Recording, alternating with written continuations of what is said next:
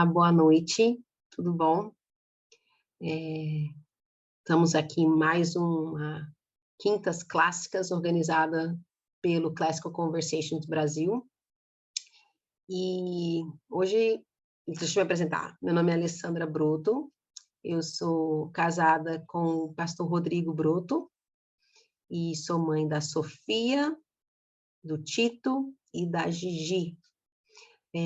Nós praticamos educação cristã domiciliar e educação clássica, né? Nós somos parte do CC. A Sofia está no Challenge B, o Tito está no Essentials e a Giana está no Foundations. E eu também sou diretora e tutora do Challenge B. Mas antes de começar essa nossa pequena aula, gostaria de fazer uma oração, porque é assim que a gente começa as nossas aulas no CC. E eu creio que é assim também que a gente deve estar começando isso aqui, tá bom? Então, sei que é estranho, eu vou estar orando agora, não sei que horas que você vai estar ouvindo essa oração, mas vamos orar junto por esse momento? Senhor Deus, obrigada por essa noite, obrigada porque o Senhor é o Criador e o Senhor sustém todas as coisas. Te pedimos por esse breve estudo, que possa ser uma bênção, Deus, na vida de tantas pessoas, de tantos pais que buscam dar uma educação pactual para seus filhos, e que, ó Deus, a compreensão do que é o trivium, do que é o verdadeiro trivium, possa estar nas nossas mentes e nos nossos corações. Abençoe as nossas famílias, os nossos filhos, e nos ajude, Senhor, a te conhecer mais e tornar o Senhor mais conhecido por todo esse mundo, que necessita tanto de ti. Perdoe os nossos muitos pecados, em teu santo nome que nós oramos. Amém.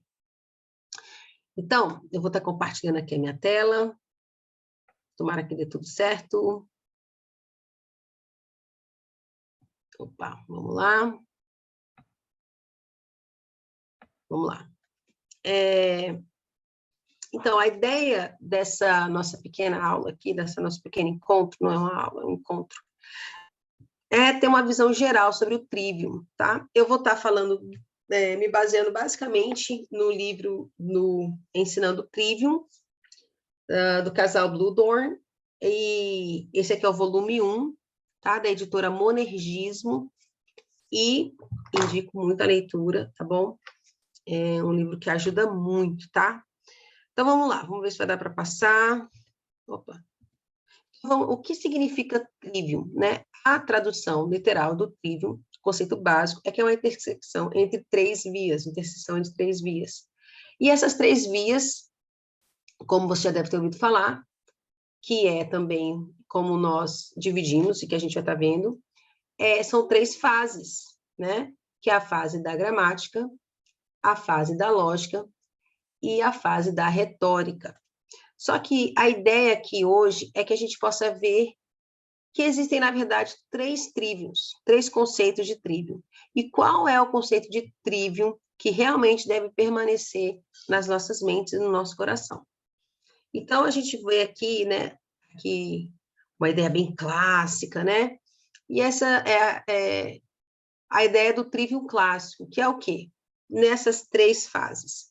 Na gramática, então, na antiguidade, eles se preocupavam, então, com esse domínio dos elementos da língua, que era, por exemplo, dominar o latim, dominar o grego, entender bem como funcionavam essas línguas, tá?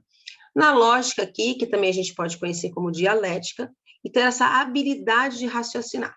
Então, agora eu vou estar combatendo falácias, eu vou estar aprendendo a formar definições, e eu vou estar... eu já falei das falácias, né? Acho que já. Então, essa aqui é a fase da lógica. E a fase da retórica, então, é a habilidade de se comunicar. É quando você imagina que aqueles gregos, assim, falando para a multidão. Então, essa seria a fase da retórica, que seria, na verdade, o ponto final, poder se comunicar bem e persuadir as pessoas. Então, essa aqui é a ideia do trivium clássico.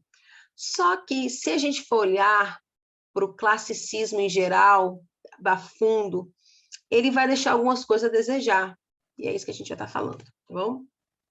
Mas esses conceitos, eles são importantes para nos ajudar a chegar no final, porque nós vamos usar esses conceitos, sim. E aí, nessa foto aqui, você vai ter... Essa é a nossa querida Dorothy Sayers, tá?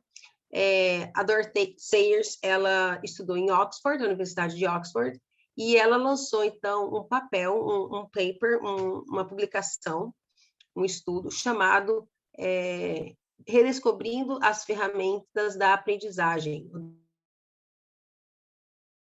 Tá? Esse documento gratuitamente na internet. E ela já tentando recuperar um pouco da educação da sua época, já que já vinha demonstrando vários problemas, essa educação moderna, onde os alunos, por exemplo, tinham mais conteúdo, mas não estavam aprendendo, e nem aprendendo a aprender, eles não sabiam aprender. Ela faz esse resgate. Apesar dela não ter sido muito ouvida, há pouco tempo ela foi realmente resgatada, essa ideia, e realmente começou a ser aplicada. O Clasel Bluedorn usa essa expressão, o trivium aplicado, eu acho ele super interessante. Mas lá no seu trabalho, a Dorsey chama essa fase da gramática, porque ela vai tentar associar, então, o trivium aplicado ao desenvolvimento da criança educacional. Então, o desenvolvimento educacional de uma criança, como que ele funciona. Então, ela vai separar também as 3 fases, e ela vai separar aí a fase da gramática, ela vai chamar de fase do papagaio. Essa fase do papagaio, então, é o papagaio. Você fala, ele repete. Você fala, ele repete. Então, é a fase da esponjinha. A gente também gosta muito de usar essa expressão. A criança ela vai absorvendo tudo que vai sendo ensinado a ela. Então, é nessa hora que, como no computador é o input, você vai colocando todas as informações ali. Então, ela chamou essa fase da gramática de fase do papagaio. Já na lógica, ela dá esse nome interessante, que é a fase do atrevimento. Então, essa fase do atrevimento é quando eu já quero saber um pouquinho mais, eu já quero ser um pouquinho atrevido para entender um pouquinho melhor as coisas. E é nessa fase que já começam as perguntas, por exemplo, por quê? Por que isso existe? Ou para que isso funciona? Então, por que na linha do tempo aconteceu isso antes disso? Então, nessa fase do atrevimento, começam a surgir essas perguntas, tá bom?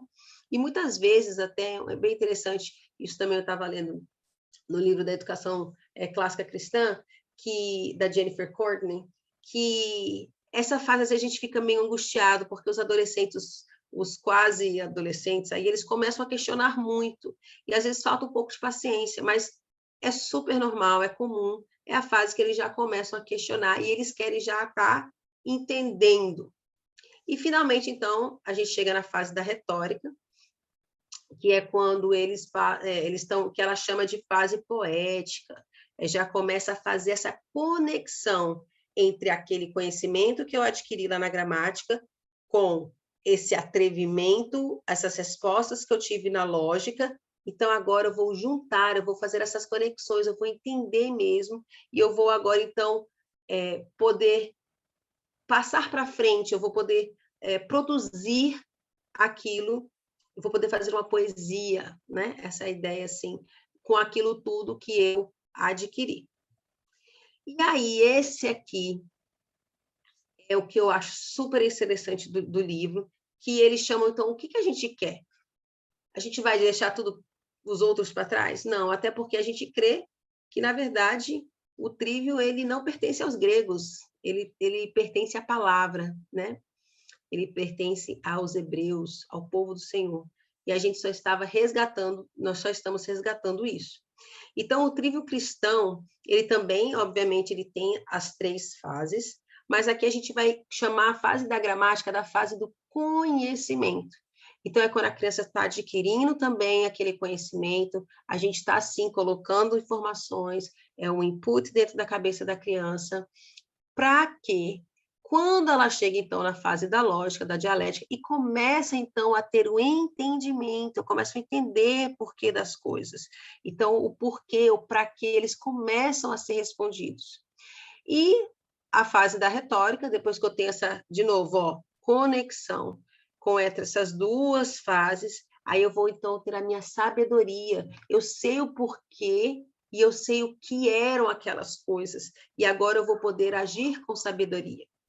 Então, por que eu estou falando isso? Primeiro, porque o nosso objetivo principal do Classical Conversations, que é conhecer a Deus e torná-lo conhecido, para que isso aconteça, essas 3 fases devem estar encucadas na nossa mente, em primeiro lugar. Primeiro, eu quero que os meus filhos conheçam a palavra do Senhor, para que eles entendam a palavra do Senhor, para que eles tenham sabedoria nas suas atitudes. Mas é claro que a gente está falando de educação.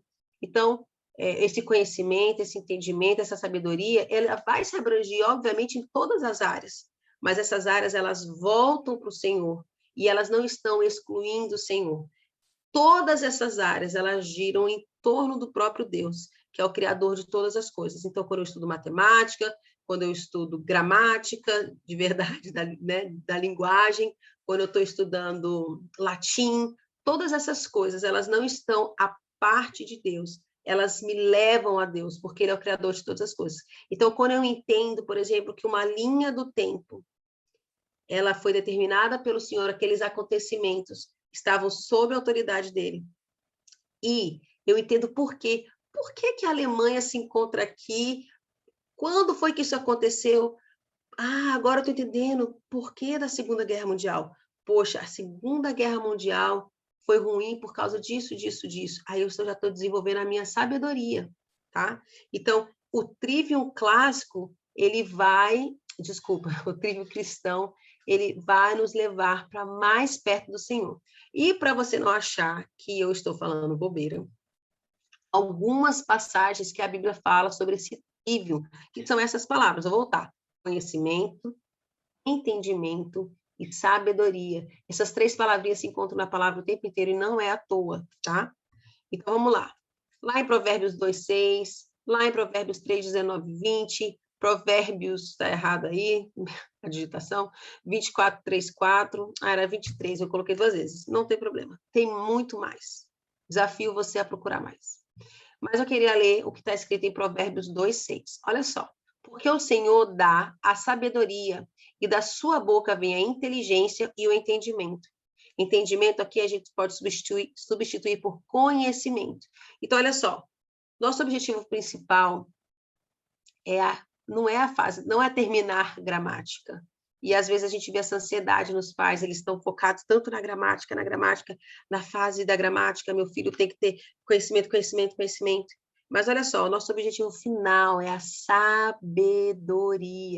Então, olha aqui, porque o Senhor dá a sabedoria e da sua boca vem a inteligência, o atrevimento, o saber as coisas, o porquê das coisas e o entendimento, o conhecer as coisas.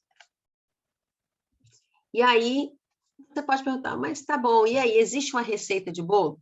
Deixa eu explicar um pouquinho na prática o que seria isso, tá bom? Então, a gramática, para fazer um bolo, vamos lá, vamos fazer um bolo. Como é que eu vou fazer um bolo com meu filho? E você vai ver na educação moderna, é bem interessante. Eu trabalhei já em escola. Às vezes a gente falava assim para o aluno, quando os portugueses chegaram no Brasil, para alunos de primeiro ano, o aluno não tinha noção de mapa, ele não sabe onde é o Brasil, ele não sabe onde era Portugal, ele não sabe o que é uma nau.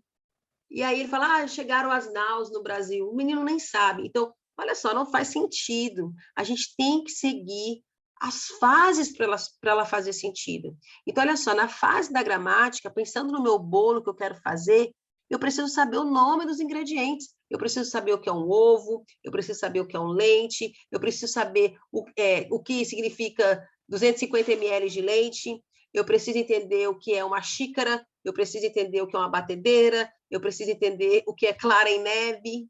Então, eu preciso saber. Então, na fase da gramática, aí, os pais que os filhos estão no Foundations, é esse momento que você está colocando essas informações. Então, às vezes, mas por que meu filho está aprendendo esse tanto de coisa? Ele está aprendendo porque já, quando ele chegar na lógica, ele vai finalmente começar a perguntar. E aí ele vai falar, mas por que eu tenho que colocar o ovo misturado com leite e bater, e só depois colocar a farinha? E por que o fermento vem só por último?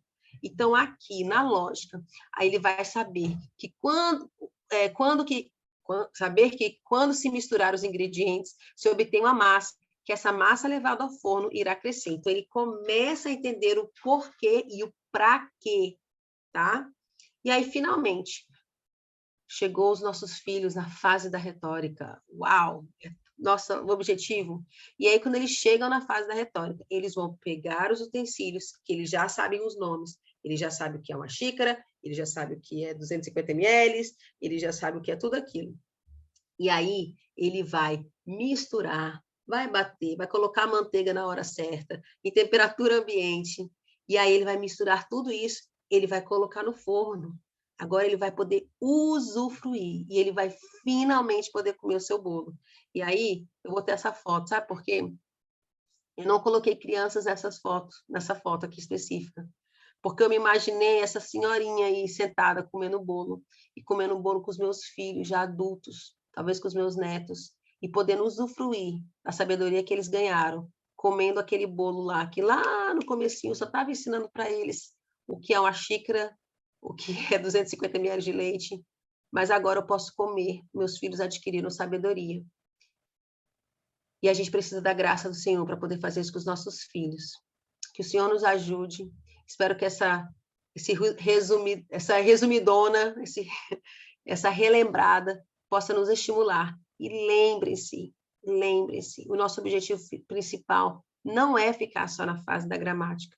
Nós queremos chegar lá na retórica, para que os nossos filhos possam realmente adquirir a sabedoria. Uma boa noite, foi muito bom estar aqui com você. Agradeço aí ao Ceci pelo convite e quem sabe a gente se vê depois também. Até mais!